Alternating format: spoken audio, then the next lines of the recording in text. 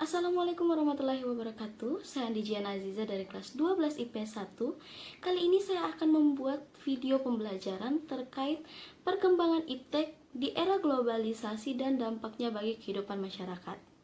Yang dimana materi ini menjadi salah satu tugas dalam pelajaran sejarah peminatan saya pada semester kali ini. Kayaknya sebelum kita masuk ke materi, kita harus tahu dulu arti dari topik materi kita kali ini, yaitu globalisasi dan era globalisasi. Globalisasi sendiri dalam KBBI ialah suatu proses yang mendunia.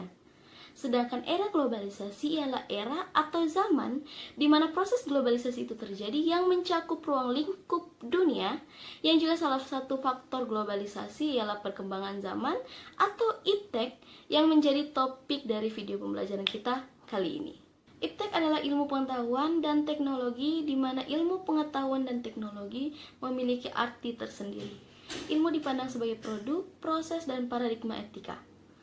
Ilmu diperoleh melalui kegiatan ilmiah, sedangkan pengetahuan didapatkan dengan proses pemahaman di luar metode ilmiah. Jika ilmu pengetahuan ialah rumus dan teori, teknologi merupakan praktek terapan dari rumus dan teori ilmu pengetahuan itu sendiri.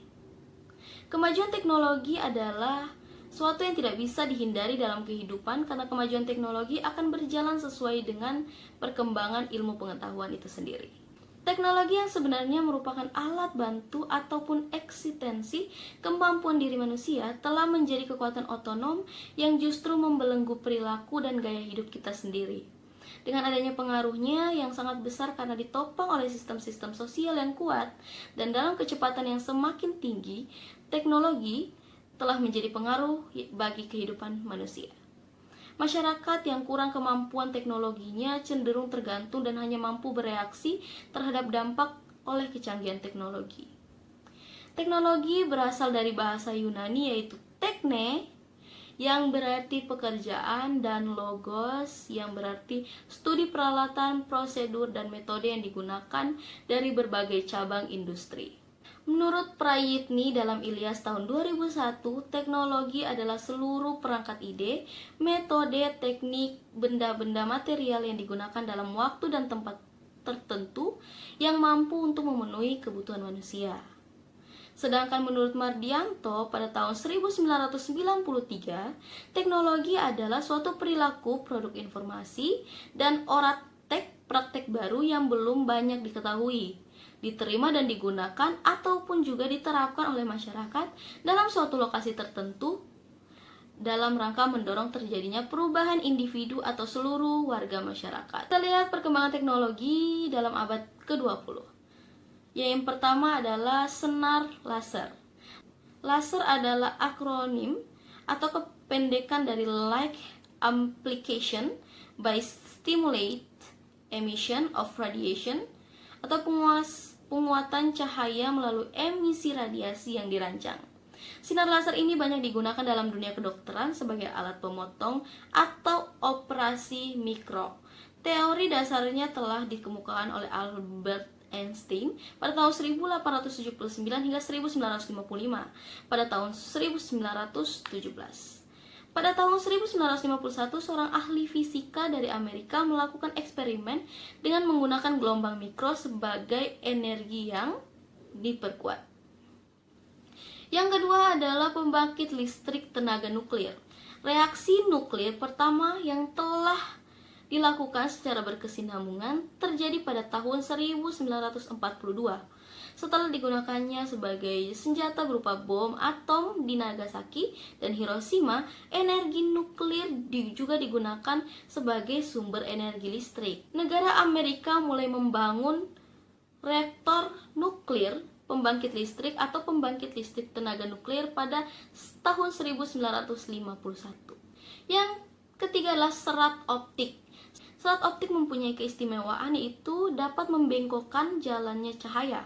Sebagaimana yang kita ketahui, jalannya cahaya yang bergerak satu garis lurus.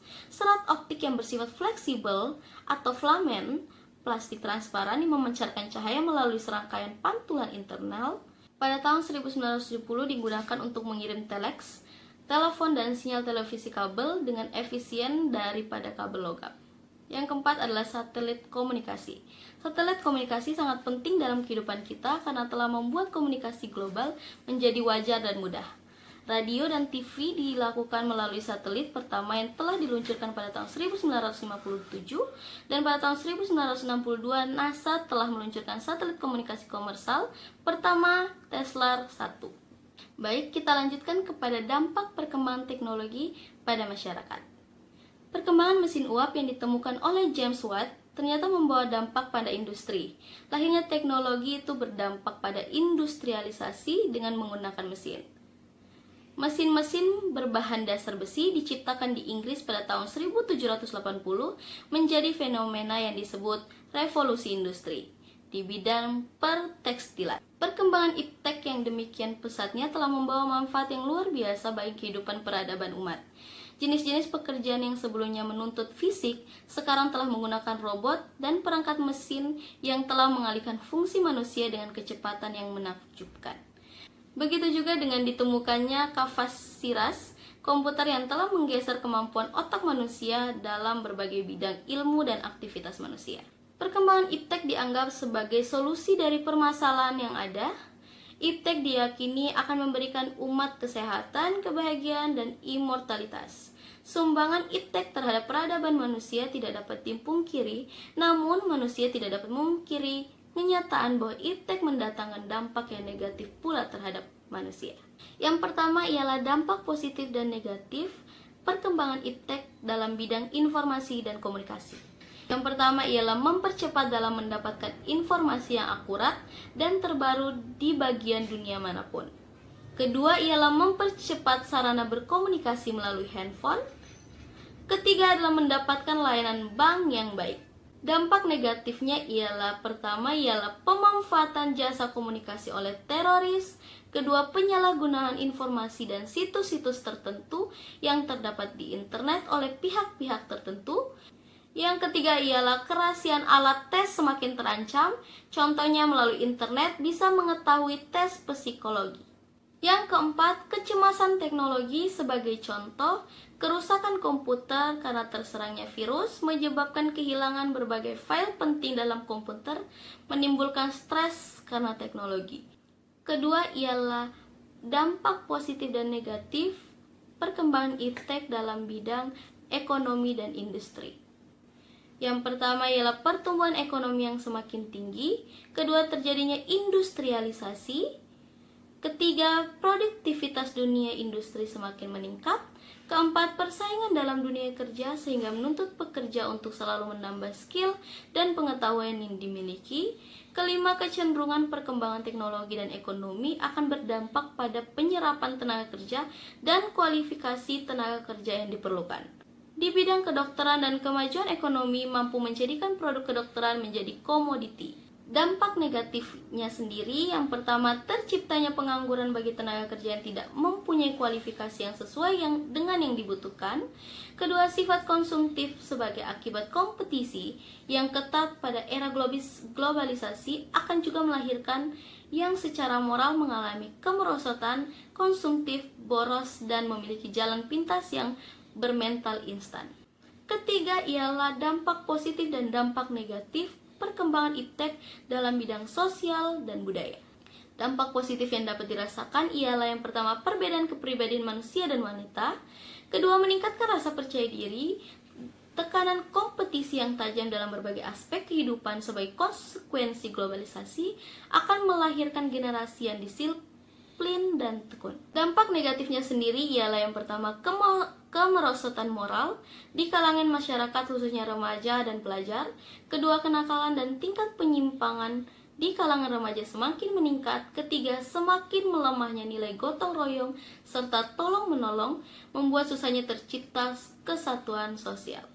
Keempat, pola interaksi manusia yang berubah menjadi individualisme. Yang keempat ialah dampak positif dan dampak negatif perkembangan iptek dalam bidang pendidikan. Yang pertama, dampak positifnya yang munculnya media massa, khususnya media elektronik sebagai sumber ilmu dan pusat pendidikan. Dampak dari hal ini adalah guru bukannya satu-satunya sumber ilmu pengetahuan. Kedua, munculnya metode-metode pembelajaran yang baru yang memudahkan siswa dan guru dalam proses belajar mengajar. Ketiga, sistem pelajaran tidak harus melalui tatap muka. Dengan kemajuan teknologi, proses pembelajaran tidak harus mempertemukan siswa dengan guru, tetapi bisa menggunakan jasa pos internet dan lain-lainnya. Dampak negatifnya sendiri, yang pertama, kerahasiaan alat tes semakin terancam. Program tes intelijensi seperti tes Raven, differential up-to-date test dapat diakses melalui compact disk. Kedua, penyalahgunaan pengetahuan bagi orang-orang tertentu untuk melakukan tindakan kriminal. Keenam, ialah dampak positif dan dampak negatif perkembangan iptek dalam bidang politik. Yang pertama, dampak positifnya ialah timbulnya kelas menengah baru. Kedua, proses regenerasi kepemimpinan. Ketiga, di bidang politik internasional terdapat kecenderungan tumbuh kembangnya regionalisme. Sedangkan dampak negatifnya sendiri ialah perubahan tata nilai. Kedua, adanya kesenjangan sosial. Dan ketiga adalah merosot dan rusaknya lingkungan alam. Itu tadi penjelasan sedikit saya mengenai perkembangan iptek di era globalisasi dan dampaknya terhadap masyarakat, yang dimana sudah kita ketahui bersama perkembangan iptek di era globalisasi sangat berpengaruh bagi kehidupan masyarakat, tidak hanya mencakup lingkungan kecil namun seluruh dunia. Sekian dari penjelasan saya. Apabila ada salah-salah kata saya mohon maaf. Wabillahi taufiq wal hidayah. Wassalamualaikum warahmatullahi wabarakatuh.